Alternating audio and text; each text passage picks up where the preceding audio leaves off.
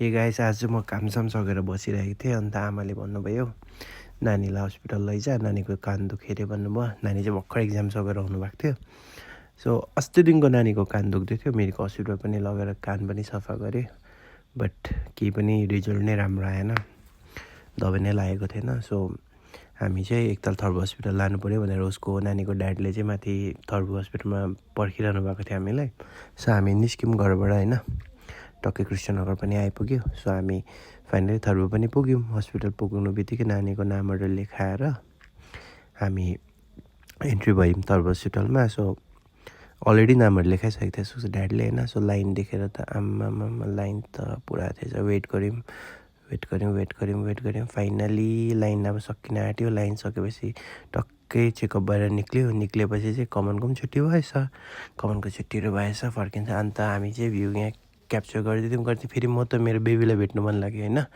त्यहाँदेखिको चाहिँ बेबीलाई भेटेर के गरौँ भन्ने ट्र्याक बजाएर चाहिँ निस्केँ बेबीलाई भेट्नु। मेरो बेबी भएकोमा जाँदैछु बेबीको घर। अन्त बेबीको घर पुग्न आँटेँ। पुगेको त छुइनँ, बाटो चाहिँ पुगेपछि चाहिँ बेबीलाई भेटेर फर्किँदैछु। एक्चुअली अघि डक्टरले चाहिँ के भन्यो, नानीले चाहिँ त्यो हामीलाई नभन्ने कानहरू कोट्याउँथेछ।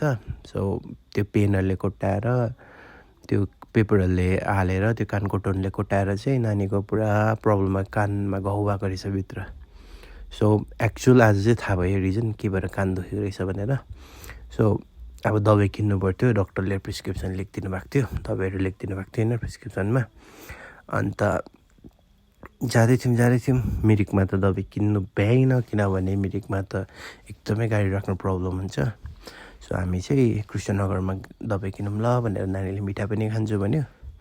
त्यहाँदेखि नानी र म गयौँ घर जाँदै थियौँ। सो यस्तो हेरेको त कस्तो दामी भ्यू आइरहेको रहेछ। कृष्णनगर पनि फाइनली पुग्यौँ। यहाँ लाइफ गार्डमा किनौँ भन्दै थियो। लाइफ गार्ड फेरि यहाँ पनि पार्किङको प्रब्लम हुन्छ हो। त्यही भएर चाहिँ माथि रोहिणी मेडिकलमा किनौँ भने त्यहाँदेखि दबाई पनि किनेँ। त्यहाँदेखि म फाइनली घर पनि आइपुगेँ। घरबाट यस्तो हेरेको त कस्तो दामी भ्यू भएर।